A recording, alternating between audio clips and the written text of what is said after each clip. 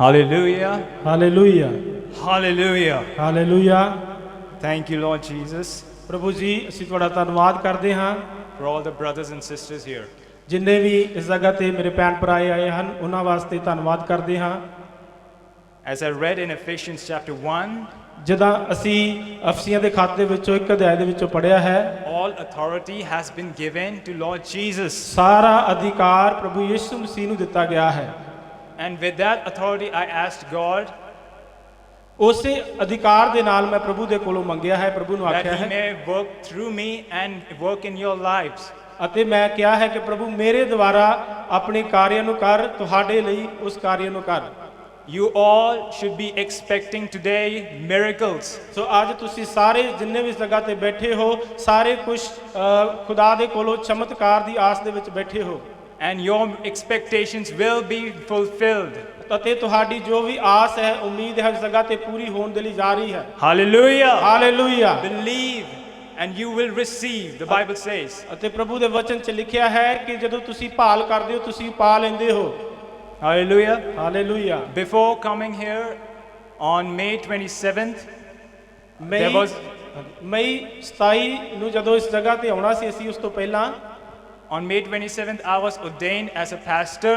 ਅਤੇ ਮਈ 27 ਤਰੀਕ ਨੂੰ ਮੈਂ ਪਾਸਟਰ ਦੇ ਤੌਰ ਦੇ ਉੱਤੇ ਮਸਾ ਕੀਤਾ ਗਿਆ। And 5 servants of God, 5 ਪ੍ਰਭੂ ਦੇ ਦਾਸਾਂ ਨੇ along with the woman of God, Sister Ashu Francis, ਅਤੇ ਨਾਲ ਹੀ ਸਿਸਟਰ ਅੰਸ਼ੂ ਫਰਾਂਸਿਸ ਉਹਨਾਂ ਦੇ ਨਾਲ ਸੀ।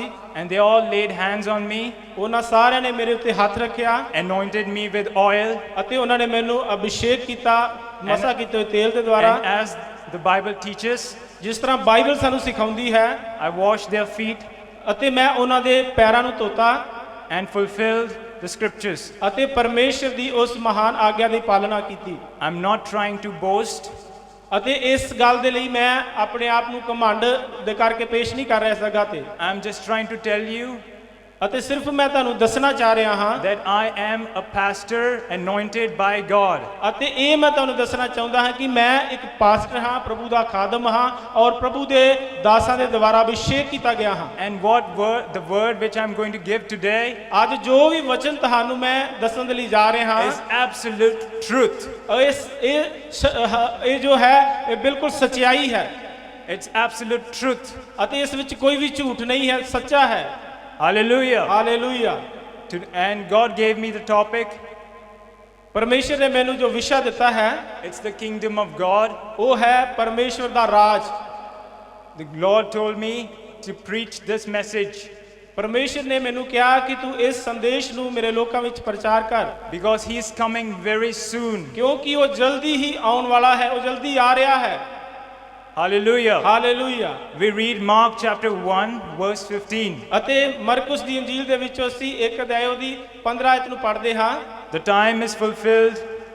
ਅਤੇ ਉਸ ਜਗ੍ਹਾ ਤੇ ਲਿਖਿਆ ਹੈ ਕਿ ਸਮਾਂ ਜਦ ਪੂਰਾ ਹੋਇਆ The kingdom of God is at hand. ਅਤੇ ਪਰਮੇਸ਼ਰ ਦਾ ਰਾਜ ਨੇੜੇ ਆਇਆ ਹੈ।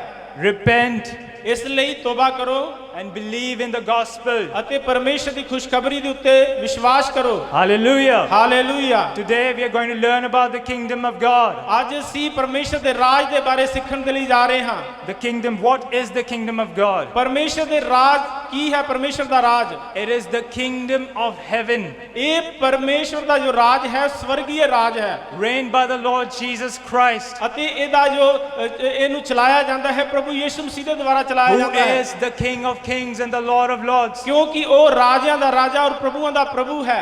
Hallelujah. Hallelujah. And He is above. ਅਤੇ ਉਹ ਸਭ ਤੋਂ ਉੱਪਰ ਹੈ।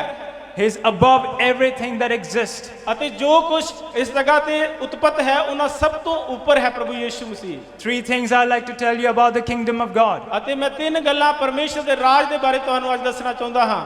First, ਪਹਿਲੀ ਗੱਲ, the kingdom of God is above every country or nation.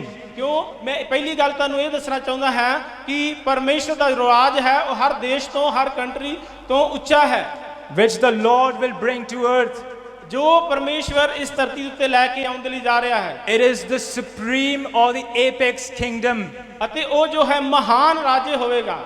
And as we read in Mark chapter 4, ਅਸੀਂ ਜਦੋਂ ਮਰਕੁਸ ਉਹਦਾ 4 ਅਧਿਆਇ ਨੂੰ ਪੜ੍ਹਦੇ in ਹਾਂ verse 30 through 32, ਅਤੇ ਜੋ 30 ਤੋਂ 32 ਆਇਤ ਤੱਕ ਪੜ੍ਹਦੇ ਹਾਂ it mentions of a mustard seed, ਅਤੇ ਉਸ ਜਗ੍ਹਾ ਤੇ ਇੱਕ ਸਰੋਂ ਦੇ ਦਾਣੇ ਦੇ ਬਾਰੇ ਜ਼ਿਕਰ ਕੀਤਾ ਗਿਆ ਹੈ which is sown into the ground, ਜੋ ਧਰਤੀ ਦੇ ਉੱਤੇ ਬੋਇਆ ਜਾਂਦਾ ਹੈ which is smaller than any other seed on the planet. ਅਤੇ ਹੋਰ ਦੂਸਰੀਆਂ ਜੋ ਬੀਜ ਨੇ ਉਹਨਾਂ ਸਭ ਬੀਜਾਂ ਤੋਂ ਬਿਲਕੁਲ ਉਹ ਛੋਟਾ ਹੁੰਦਾ ਹੈ But when it grows, ਪਰ ਜਦੋਂ ਉਹ ਉੱਗਦਾ ਹੈ ਜਦੋਂ ਵੱਡਾ ਹੁੰਦਾ ਹੈ it becomes a mighty tree ਅਤੇ ਉਹ ਜਦੋਂ ਵੱਡਾ ਹੁੰਦਾ ਹੈ ਬਹੁਤ ਵਿਸ਼ਾਲ ਇੱਕ ਦਰਖਤ ਬਣ ਜਾਂਦਾ ਹੈ and covers all the plants and the herbs. ਅਤੇ ਇਸ ਧਰਤੀ ਦੇ ਸਾਰੇ ਹੀ ਜੋ ਦਰਖਤਾਂ ਨਾਲੋਂ ਉਹ ਉੱਚਾ ਬਣ ਜਾਂਦਾ ਹੈ And it gives shelter to the birds. ਅਤੇ ਉਹ ਪੰਛੀਆਂ ਦੇ ਲਈ ਰਹਿਣ ਬਸੇਰਾ ਬਣ ਜਾਂਦਾ The ਹੈ kingdom is like this, ਇਸ ਲਈ ਪਰਮੇਸ਼ਰ ਦਾ ਰਾਜ ਇਸ ਤਰ੍ਹਾਂ ਦਾ ਹੈ which will dominate above every nation.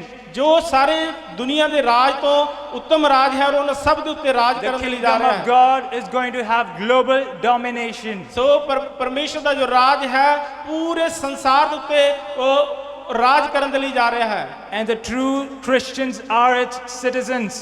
ਅਤੇ ਜਿਹੜੇ ਸੱਚੇ ਮਸੀਹ ਨੇ ਪਰਮੇਸ਼ਵਰ ਦੇ ਲੋਕ ਨੇ ਉਹ ਇਸ ਰਾਜ ਦੇ ਭਾਗੀਦਾਰ ਹੋਣਗੇ ਅਧਿਕਾਰੀ ਹੋਣਗੇ Because only a true Christian ਸਿਰਫ ਸੱਚੇ ਮਸੀਹ can understand the authority of the kingdom of God. ਸਿਰਫ ਉਹ Whatever your illnesses are, keep your hands on your body.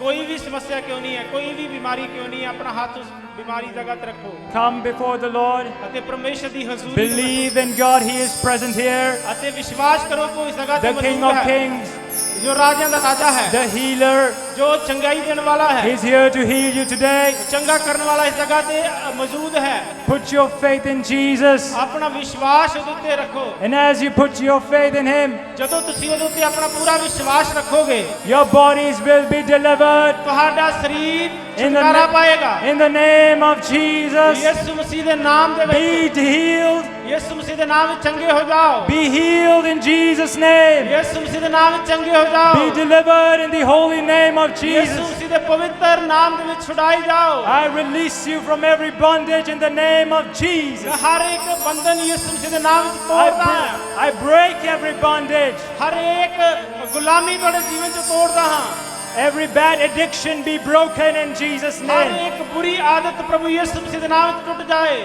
Every witchcraft be destroyed in Jesus' name. ਯਿਸੂ ਮਸੀਹ ਦੇ ਨਾਮ ਵਿੱਚ ਹਰ ਇੱਕ ਜਾਦੂ ਟੂਣੇ ਦੀ ਸ਼ਕਤੀ ਟੁੱਟ ਜਾਏ Every demonic spirit out in the holy name of Jesus Har Christ. ਇੱਕ ਸ਼ੈਤਾਨ ਦੀ ਸ਼ਕਤੀ ਇਹਨਾਂ ਸਰੀਰਾਂ ਵਿੱਚੋਂ ਨਿਕਲ ਜਾਏ ਯਿਸੂ Praise ਮਸੀਹ you, ਦੇ ਨਾਮ Lord. ਚ। We lift up your name. Manifest your presence here, Lord. ਪ੍ਰਭੂ ਯਿਸੂ ਮਸੀਹ ਤੇਰੇ ਨਾਮ ਨੂੰ ਉੱਚਾ ਕਰਦੇ ਹਾਂ ਖੁਦਾ Manifest your presence, Lord. Heal your people.